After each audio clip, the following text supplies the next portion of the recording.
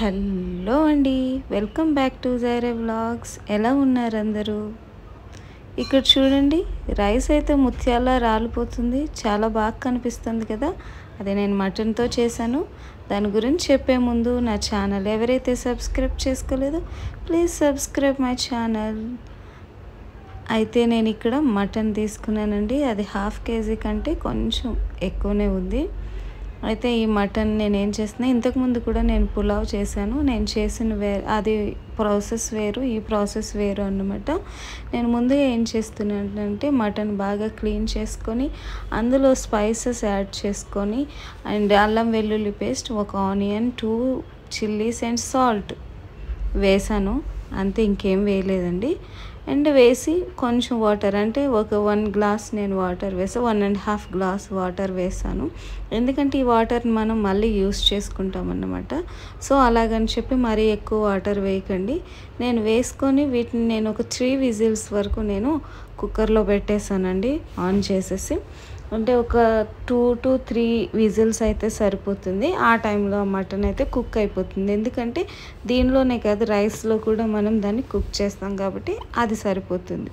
అయితే ఇక్కడ నేను 1 kg రైస్ తీసుకున్నాను. 1 kg రైస్ తీసుకొని వాటిని నేను బాగా క్లీన్ చేసి పెట్టేశాను, పక్కకి నానబెట్టా. అయితే నేను 1 kg రైస్కి చేయడానికి ఈ బౌల్ అనేది తీసుకున్నాను. అయితే ఎందుకంటే కొంచెం పెద్దగా ఉంటే, యాక్చువల్లీ నేను వేసే రైస్కి ఈ గిన్నె పెద్దదే, కానీ అంటే కొంచెం ఖాళీగా ఉంటే అది బాగా రైస్ బాస్మతి రైస్ కాబట్టి ఫ్రీగా బాగా ఉడుకుతుందని చెప్పి నేను ఆ బౌల్ పెట్టి నేను కొంచెం నెయ్యి అండ్ కొంచెం ఆయిల్ వేసానండి. వేసి కొన్ని స్పైసెస్ అనేవి ఆల్రెడీ నేను మటన్లో వేసాను కాబట్టి ఇందులో తక్కువగానే వేసి ఒక ఆనియన్ అండ్ పుదీనా వేసేసి నేను వీటిని వేయించేస్తున్నాను. మిర్చి కూడా నేను వేయలేదు, ఇందులో వేసాను అని చెప్పి, ఎందుకంటే కారం అనేది నేను యాడ్ చేస్తాను అన్నమాట. సో అక్కడ వేగే లోపల ఇక్కడ ఇందులో ఉన్న గ్యాస్ అంతా పోయింది. చూడండి, మటన్ కుక్ అయింది బాగా. ఇప్పుడు నేను ఏం చేస్తున్నానంటే ఈ మటన్ అండ్ నేను వాటర్ని సెపరేట్ చేస్తున్నాను అనమాట. అయితే ఇప్పుడు ఏవైతే ఇందులో కుక్ అయ్యే మిరియాలు అండ్ స్పైసెస్ ఏవైతే వద్దు, అంటే ఎందుకు రైస్లోకి తగ్గ ఆల్రెడీ వాటిలో ఉన్నది కూడా మనకి ఆ వాటర్లో దాంట్లోకి వచ్చేస్తుంది. సో ఆ జ్యూస్ అంతా నేను ఇప్పుడు వాటర్ని మటన్ని సెపరేట్ చేసేసి నేను పక్కన పెట్టుకుంటున్నాను. ఆ లోపల ఇక్కడ ఆనియన్ అనేది వేగిపోయిందండి. సో ఏమవుతుందంటే, మామూలుగా మనం ఒకవేళ పెద్ద కుక్కర్ ఉన్నట్లయితే మనం మటన్ అక్కడే అందులోనే ఉప్పు, కారం, అన్ని మసాలా అన్నీ వేసి ఉడికించేసుకొని అందులో మనం రైస్ వేసేసుకొని పెట్టేసుకోవచ్చు. బట్ ఇంతకుముందు నేను ఆ విధంగానే చేశాను. కానీ నేను ఇప్పుడు అలా కాకుండా ముందుగా నేను మటన్ అనేది సెపరేట్ నేను కుక్ చేశాను అన్నమాట. సో ఇప్పుడైతే అక్కడ నేను మటన్ సెపరేట్ చేసిన తర్వాత ఇక్కడ ఆనియన్లో నేను ఒక టమాటో వేసానండి. టమాటో వేస్తే ఇంకా టేస్ట్ బాగుంటుందని ఇంతకుముందు రైస్లో నేను వేయలేదు. అంటే డిఫరెన్స్ అనేది నేను చెప్తున్నా. ఆల్రెడీ పులావ్ చేశాను కదంటే చేశాను, బట్ ఇది కూడా ఇంకొక స్టైల్ ఆఫ్ పులావ్ అన్నమాట. నేను ఒక టమాటో వేసి అండ్ కారం, ఉప్పు సరిపడినంత వేసాను. వేసి కొంచెం ఒక 1.5 టీ స్పూన్ నేను గరం మసాలా అనేది వేసాను. మీరు గమనించినట్లయితే నేను మటన్లో ఏ మసాలా అనేది వేయలేదు, నేను ఓన్లీ స్పైసెస్ మాత్రమే యాడ్ చేశాను. సో ఇక్కడ టమాటో బాగా వేగిపోయిన తర్వాత ఏదైతే మనం మటన్ నేను కుక్ చేసి పెట్టుకున్నాను ఆ మటన్ అనేది ఇందులో వేసేసి దీన్ని మనం వేగనివ్వాల్సిన అవసరం లేదు. ఆల్రెడీ కుక్ అయిపోయింది కాబట్టి మసాలాలో అది ఉంది కాబట్టి దీన్ని ఏమి కుక్ చేయట్లేదండి. ఇప్పుడైతే నేను ఏం చేస్తానంటే, ఇప్పుడు ఏదైతే ఈ వాటర్ మటన్ మనకు బాయిల్ చేసుకోగా వచ్చిన వాటర్ ఉందో అది కరెక్ట్గా, అంటే నేను ఇప్పుడు బియ్యం 3 గ్లాసెస్ తీసుకుంటే అంటే 6 గ్లాసెస్ ఆఫ్ వాటర్ వేయాలి. సో అంటే బాస్మతి రైస్ ఆల్రెడీ నానింది కాబట్టి ఒక 5 గ్లాసెస్ అనేది వేసుకోవాలన్నమాట. సో నేను ఆ లెక్కతో నేను ఇక్కడ వాటర్ అనేది వేసాను. మటన్ తీసిన వాటర్ ప్లస్ నార్మల్ వాటర్ అనేది యాడ్ చేసేసాను అన్నమాట. ఇప్పుడు నేను ఏం చేస్తున్నానంటే ఇందులో మనం డైరెక్ట్గా రైస్ అనేది వేసేసుకోవచ్చు.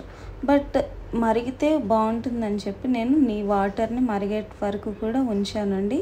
ఇప్పుడు వాటర్ మరిగిన తర్వాత నేను ఏదైతే రైస్ క్లీన్ చేసి నానబెట్టుకున్నానో ఆ బాస్మతి రైస్ అనేది నేను ఇందులో వేసేస్తున్నాను అన్నమాట.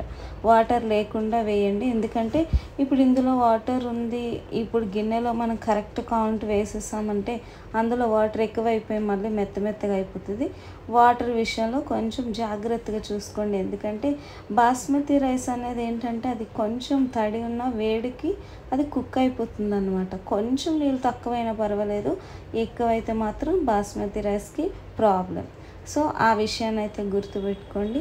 ఇప్పుడు నేను రైస్ అంతా యాడ్ చేసేసాను, కలిపి కొంచెం సాల్ట్ కూడా చూసుకున్నాను, తక్కువైతే కూడా వేసుకోండి. అదంతా అక్కడ అలా కనిపిస్తుంది కదా, అదంతా పుదీనా అంతే, కానీ వేరే ఏది కాదు. సో నేను వేసేసాను. ఒక 10 minutes వరకు నేను హై ఫ్లేమ్లో నేను కుక్ చేస్తున్నాను, అంటే వాటర్ ఇంకే వరకు కూడా నేను కుక్ చేస్తున్నాను.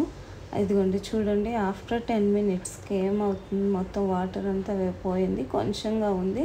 సో ఈ టైంలో నేను ఏం చేస్తున్నానంటే కొంచెం మీడియం ఫ్లేమ్ అనేది నేను పెట్టుకున్నాను అనమాట. హై ఫ్లేమ్ నుండి మీడియం ఫ్లేమ్లో నేను స్టవ్ అనేది పెట్టాను, ఎందుకంటే ఆ వాటర్ కూడా పోవడానికి. మరి ఇంత కొంచెం వాటర్ ఉంది కాబట్టి హై ఫ్లేమ్లో పెడితే ఖచ్చితంగా మాడిపోతుంది అన్నమాట. సో ఈ టైంలో నేను ఏం చేస్తున్నానంటే ఒక లెమన్ నేను ఇంతకుముందు వరకు యాడ్ చేయలేదు.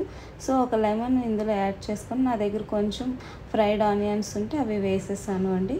అండ్ దానిపైన ఏంటది నెయ్యి కూడా వేస్తున్నాను. బాగుంటుంది నెయ్యి కూడా అలా వేసుకుంటే, రైస్ అంతా విడిపోయి బాగా వస్తుంది. సో ఇప్పుడైతే తర్వాత నేను ఆఫ్టర్ 10 minutes నేను లో ఫ్లేమ్లో ఒక 5 minutes లో ఫ్లేమ్లో పెట్టి వదిలేసాను రైస్. చూడండి, తీసిన రైస్ అంతా ఎలా నిలబడి ఉందో. రైస్ అలా నిలబడితే వాటర్ అనేది కరెక్ట్గా మనం వేసామని అర్థం అన్నమాట. ఆ విధంగా పొడిలాడుతూ ఉండాలి, రైస్ కూడా ఉడికిపోవాలన్నమాట.